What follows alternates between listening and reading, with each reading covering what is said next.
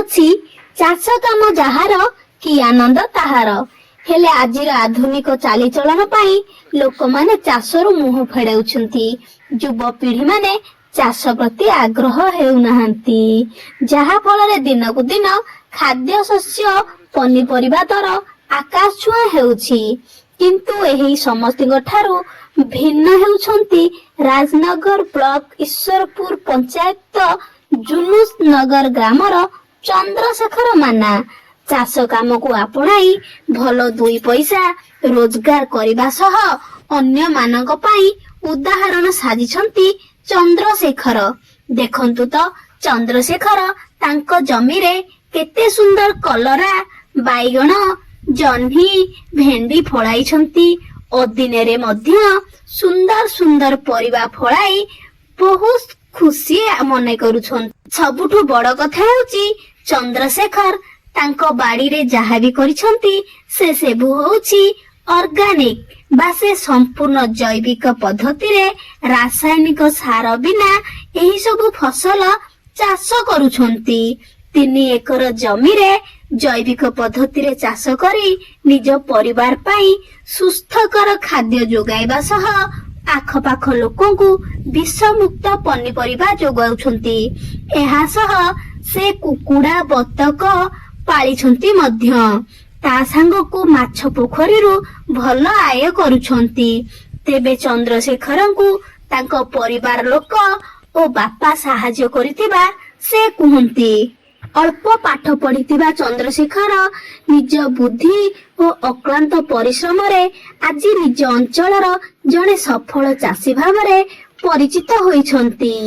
ପରିଶ୍ରମ ସହ ନିଜ ବାପାଙ୍କ ପ୍ରେରଣା ତାଙ୍କୁ ଚାଷ କାମକୁ ଜୀବିକା ଭାବରେ ଆପଣେଇବାରେ ସାହାଯ୍ୟ କରିଛି ବୋଲି ସେ କୁହନ୍ତି। ନିଜେ ଆଗକୁ ବଢିବା ସହ ନୂତନ ଯୁବପିଢିଙ୍କ ପାଇଁ ଉଦାହରଣ ପାଲଟିଛନ୍ତି ଚନ୍ଦ୍ରଶେଖର।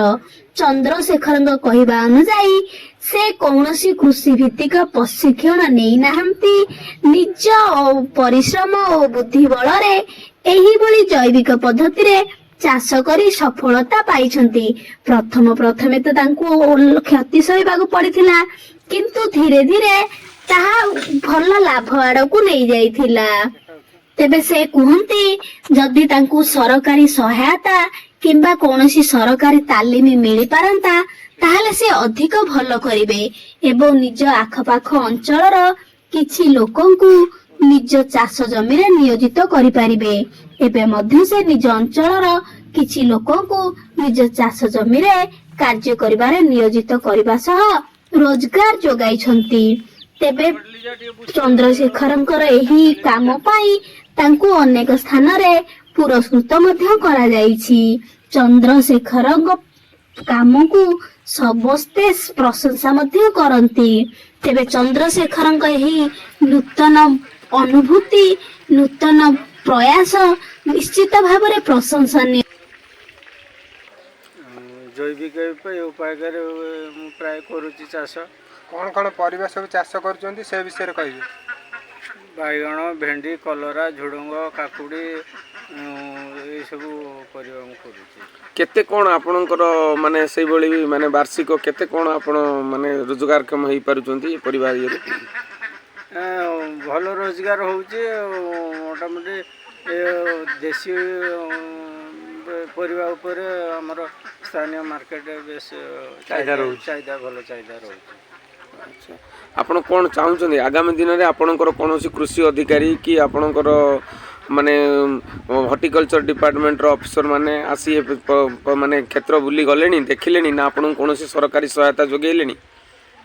ହଁ, କିଛି ଯୋଗାଉଛନ୍ତି। ସେମିତି ଆଖି ଦୃଶିଆ ଗୋଟେ ସେମିତି ବଡ଼ ଆକାରରେ କିଛି ନାହିଁ, ଅଳ୍ପ କିଛି ସେମାନେ ସହଯୋଗ କରୁଛନ୍ତି। କ'ଣ ଆପଣ ଚାହୁଁଛନ୍ତି ମାନେ ଆଗାମୀ କି ଆପଣଙ୍କୁ ଯଦି ସରକାରୀ ସହାୟତା ମିଳେ ଆପଣ ଆହୁରି ଉନ୍ନତି ହେଇପାରିବେ ବୋଲି ଏଇଭଳି ଆଶା ରଖିଛନ୍ତି ଆପଣଙ୍କ ମନରେ?